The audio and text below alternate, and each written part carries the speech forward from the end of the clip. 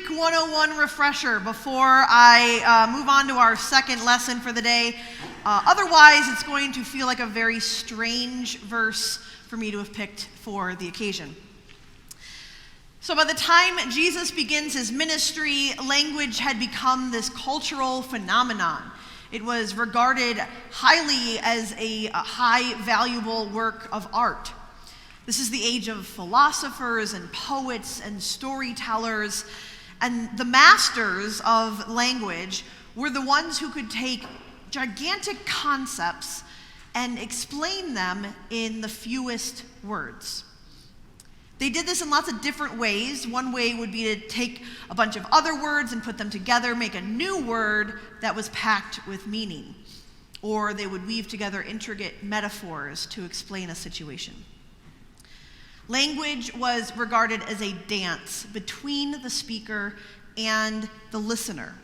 And the listener's part was to bring their own experiences to infer deeper meanings than the words could express.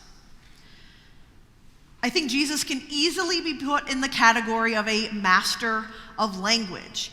The amount of meaning that he is able to pack into parables, short stories, sometimes only a sentence long, shows that he has a mastery of word.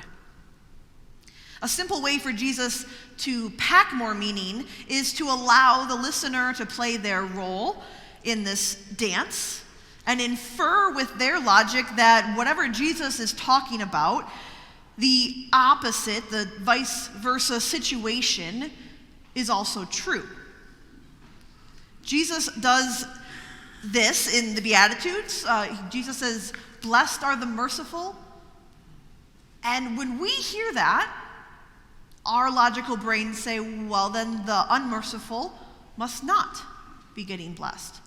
And even though that expression, that isn't said, Jesus doesn't say that, but by specifically linking mercy and blessing together so closely, he allows us to infer the opposite. In the Gospel of Luke, this is confirmed for us. So in Matthew, we get the Beatitudes, and it's all the blessed, blessed are, blessed are, blessed are. In Luke, we get in writing the opposite statements. So we get the blessings, but also those who are cursed. And so this proves to us that whether Jesus taught the Beatitudes by actually saying both statements or not, it was Jesus' intent that we infer that meaning. Jesus loves to use outlandish language to get our attention, but really is talking about something a little bit more palatable. So, with that in mind, we're ready to go into the Gospel of Mark, chapter 7, verse 14. Let us listen for the word of God.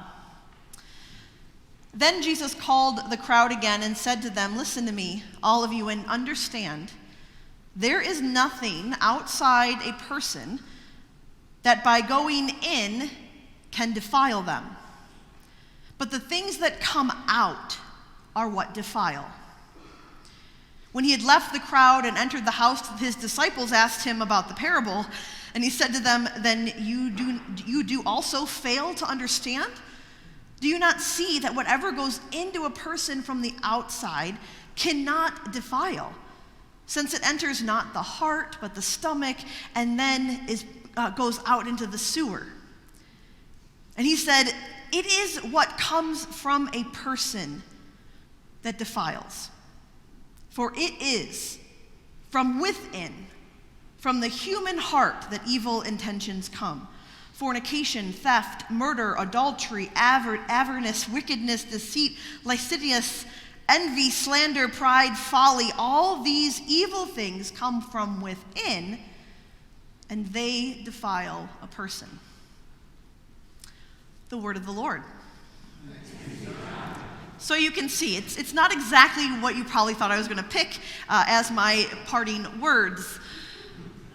But as we have reviewed with how Jesus likes to teach, these shocking words are meant to grab our attention and allow us to infer an equal and opposite lesson in another direction, which is a little bit more appropriate for today. So Jesus says that what comes out of a person is what can defile them. He says this after the religious elite have called out the disciples for eating with defiled hands. They didn't wash their hands before they ate, and so they were allowing filth and uncleanness to be put into their bodies. And so we picture Jesus in this crowd, and we kind of know about the crowds that Jesus attracted. So there are people there who are sick because the only water they have access to is polluted. There are people there whose spouses have abandoned them, and the only work people will pay for them to do is sex work. People whose hope and joy have been shaved away by an oppressive system, and the religious leaders choose to focus on unclean hands as the problem with this situation. It's no wonder that Jesus chooses some inflammatory language. It's clear that these leaders are oblivious to the reality of humanity that is in front of them.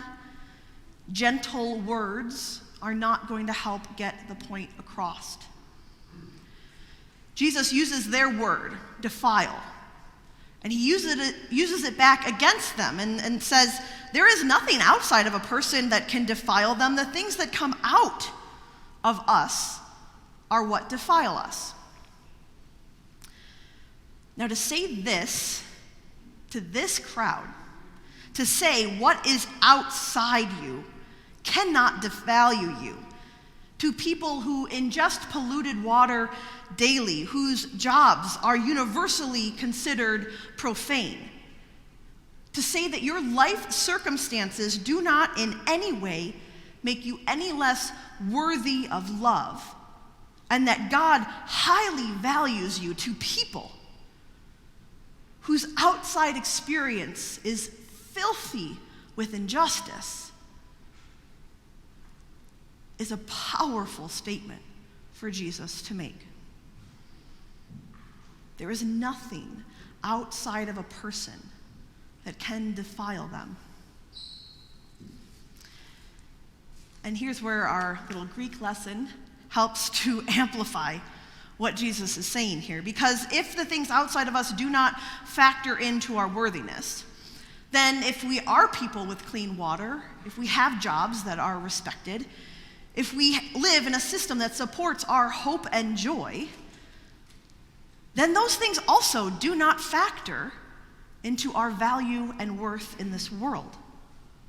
Life circumstances do not make us any less or any more valuable to God.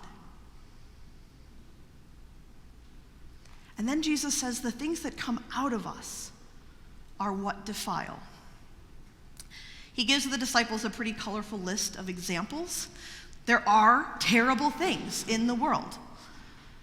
But he's pointing out that these are not the result of things going into bodies. All of these traumas in the world are created in the hearts of humans. What do we do when we see someone drinking polluted water? What does our heart dream of in that situation? What comes out of us is what God is concerned about and what we should be focused on. And with our Greek lesson, if what defiles us, what comes out of us can defile us, then what comes out of us can also defile us? Or maybe it's just file us? English is pretty confusing. So I did look up the opposite of defile. Here are some options. So the opposite of defile can be honor, upgrade, protect, sanctify, cleanse. What comes out of us is what brings an upgrade. It is what brings us honor. It is what protects us. And if what comes out of us can defile us, then what comes out of us can also cleanse. Recently, I took a class led by Susan Beaumont about her book, How to Lead When You Don't Know Where You're Going. Pandemic seemed like a good time to study that topic.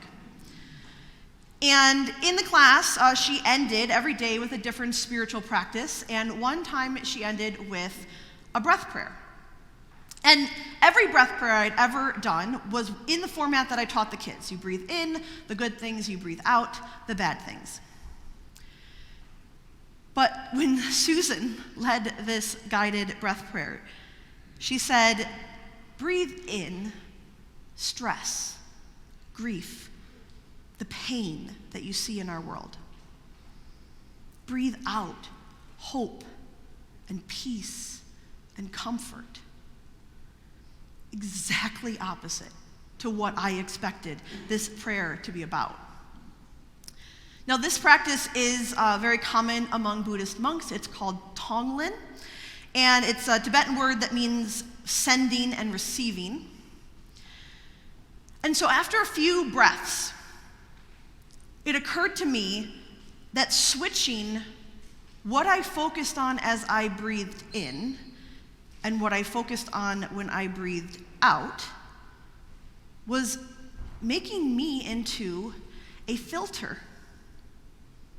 We were filtering the negative and producing positive. It was so empowering to focus my breath, my source of life, on taking in that which I saw wrong and broken in the world and being the filter through which only good could re-enter the world was an incredible feeling. And putting myself into this role as a filter brought my attention to the fact that I have this role to play in real life. That we are all called to walk through the muck of this world and do what we can to clean it up. It's exactly what Jesus is saying to the crowd and to the disciples. A person cannot be defiled by the muck around them, even if it enters into them. If a person creates more muck, yeah, we got a problem. But our role in this world, our place in creation, is to actively upgrade what is around us. Jesus confirms that we have the capacity to live among the muck in such a way that we produce something completely different than what the world gives us.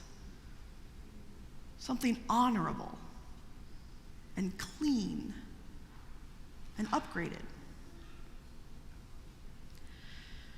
A few of you have said to me over the years, we are so lucky to have you here. But I hope that you understand that I am a product of the things that came from you. This church is not affirming because I am. You already were that. I am committing the next chapter of my ministry to inclusion because I have lived among you and seen the way that you hold and live this value of inclusion, and I know that there's so much more to be done. When I came to this church, I didn't see myself as an entrepreneurial leader. It is because of the time I spent you, the support and love and care and encouragement that came from within you, that allowed me to imagine huge dreams, to fail, to try again.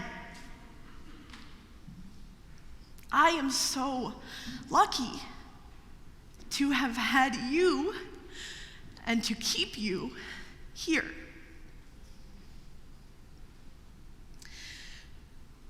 I get that searching for new staff and new leaders is distressing. I have heard the stories of the church past and the church lore that have made it hard to hold on to hope in seasons like these. But this church is not. It did not become who it is because of the staff that came into this building. This is everybody's church because of what comes out of your hearts. The care that you pour out is why this church has made such a great impact on places like Alcott. The regard you share for one another is the reason why this church has become a brave space for people to live authentically as themselves. The love that comes out of you is why people walk into this building and immediately feel like they're at home. If you find yourself worrying about what everybody's church will become, know that it will become that which comes from you. Everybody's church will always be what you nurture in your hearts and how you show up for one another. You have absolutely upgraded me during my time here. And it has been my honor to be your pastor. Thank you.